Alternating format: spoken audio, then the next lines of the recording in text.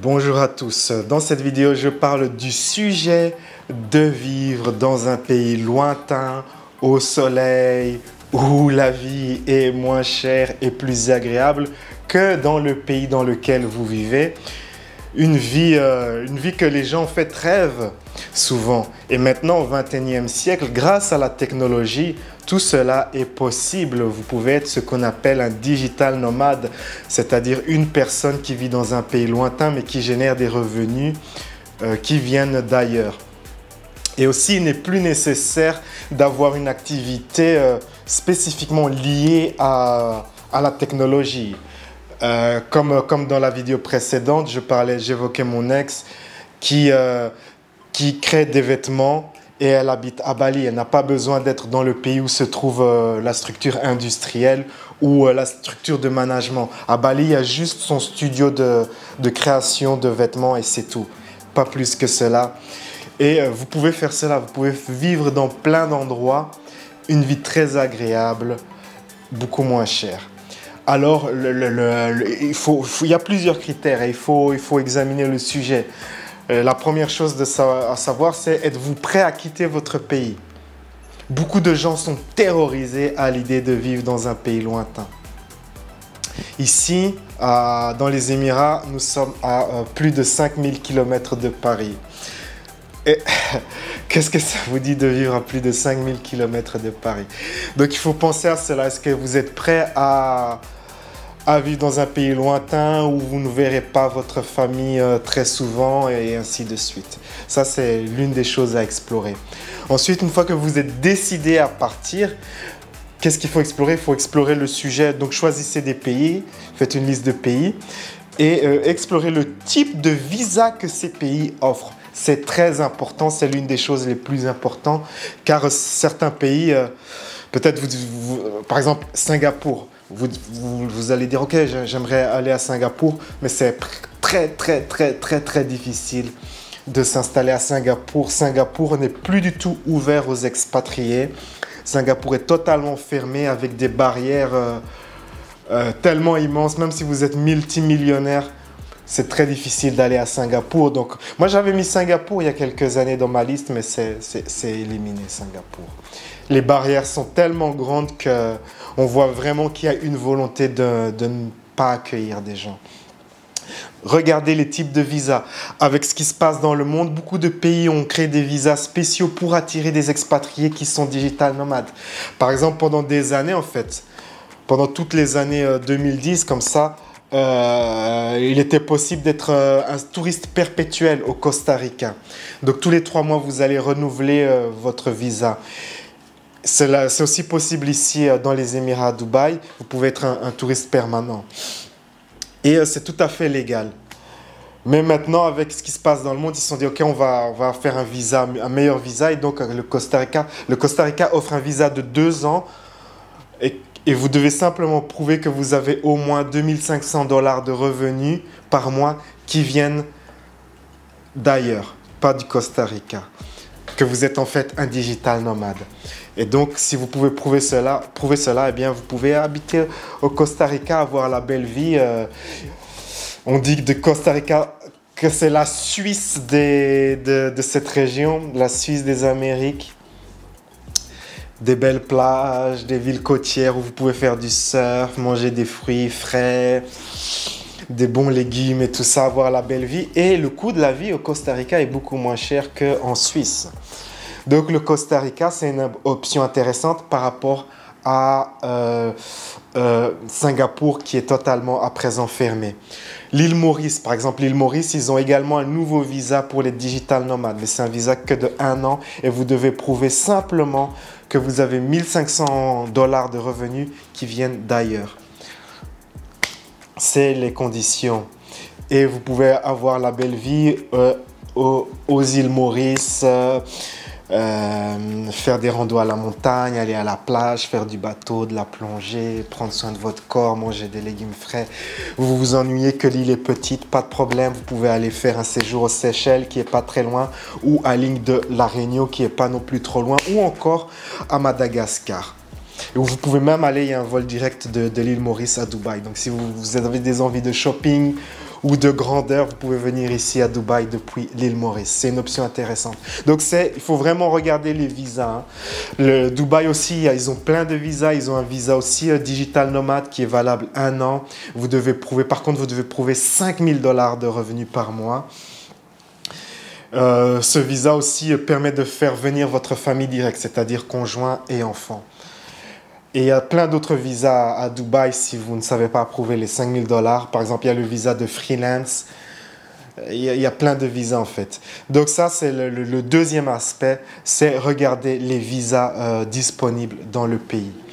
Ensuite, il y a le sujet de la sécurité, de la stabilité économique. Vous voulez vivre dans un endroit qui est sûr. En tant que YouTuber, ma caméra ici, elle coûte 2500 €. J'ai une autre caméra qui coûte 1200 €. Mon téléphone coûte 1000. J'ai plein de matos qui a de la valeur. Je dois impérativement vivre dans un pays sûr.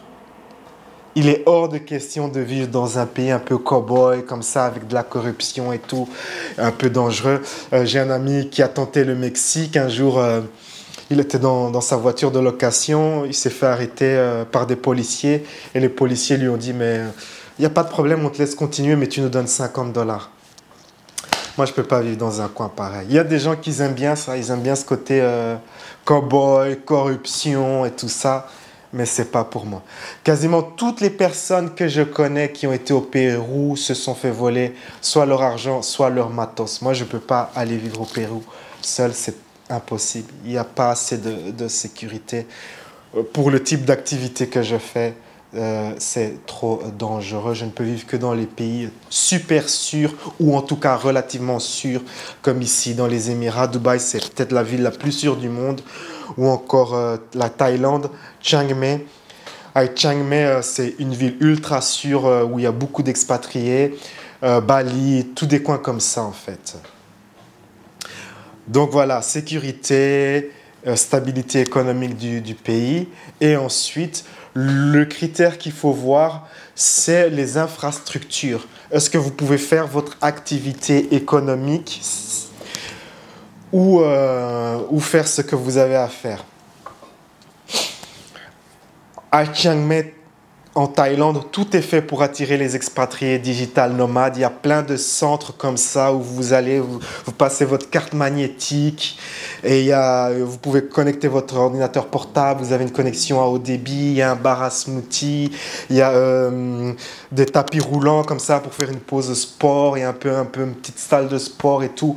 Et ces salles, ces lieux de travail coûtent pas cher en fait. Ça va coûter très peu d'utiliser ces lieux de travail.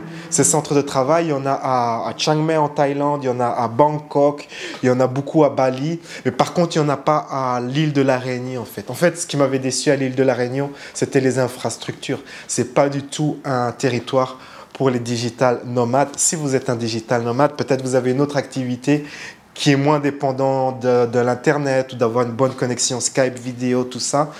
Et peut-être vous pouvez choisir un endroit pareil. Mais pour beaucoup de gens, il faut avoir un Internet de qualité. Par exemple, beaucoup de gens sont freelance et travaillent avec des clients qui sont à l'étranger. Pour eux, être dans ces centres de travail, c'est comme être dans un bureau. Ils sont concentrés, ils ne sont pas distraits.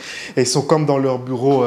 Il y a beaucoup d'Australiens qui sont à Chiang Mai et qui travaillent pour des entreprises de leur pays. Et c'est comme s'ils étaient dans un bureau chez eux. Et ils payent très peu d'argent.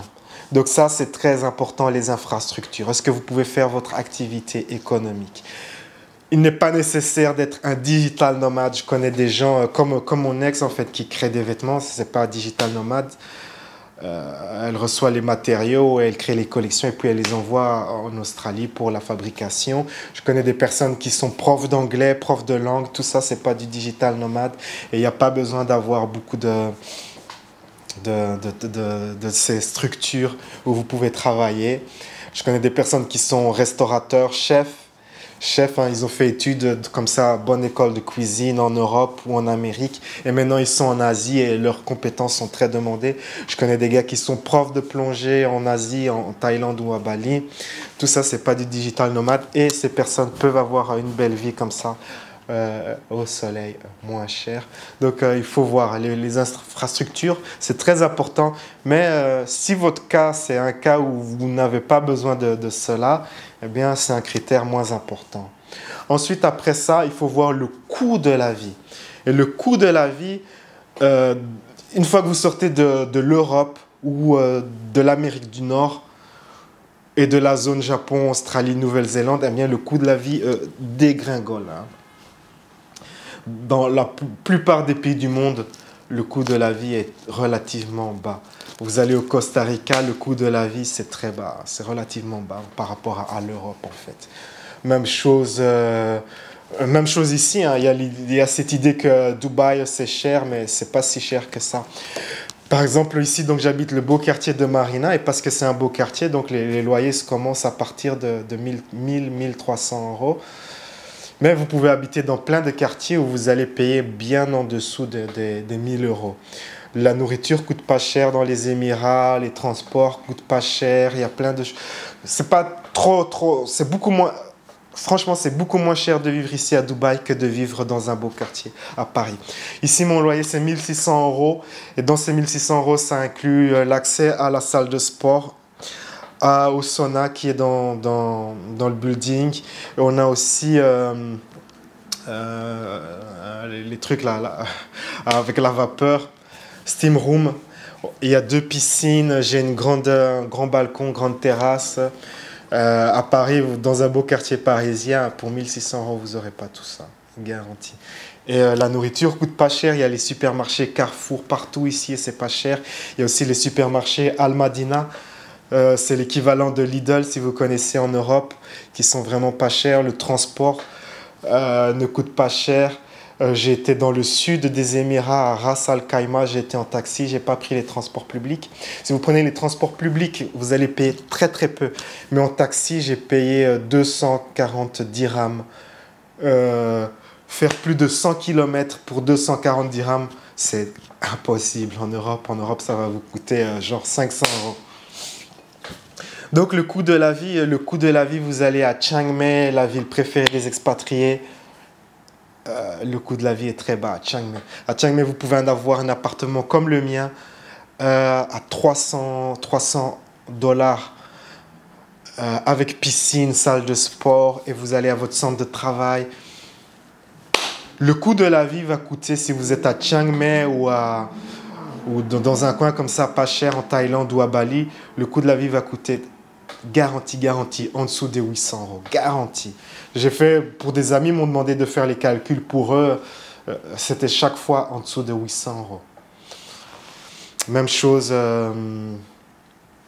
même si vous, par exemple, donc, quand j'avais fait les recherches pour mes amis, j'ai recherché un endroit qui s'appelle Aopang. Aopang, le loyer, si vous avez un appartement, une chambre avec vue sur la mer, l'océan, vous allez payer 300 euros avec accès Internet, salle de sport, machin. 300 euros. Ouais, 300 euros. Et Aopang, c'est une île toute petite en fait. Donc vous pouvez louer un scooter pour vous déplacer et vous allez avoir une vie. Pour mes amis, j'avais calculé que le coût de la vie maximum, c'était 700 euros s'ils habitaient là-bas en fait. C'est la même chose si vous habitez à l'île Maurice ou au Costa Rica.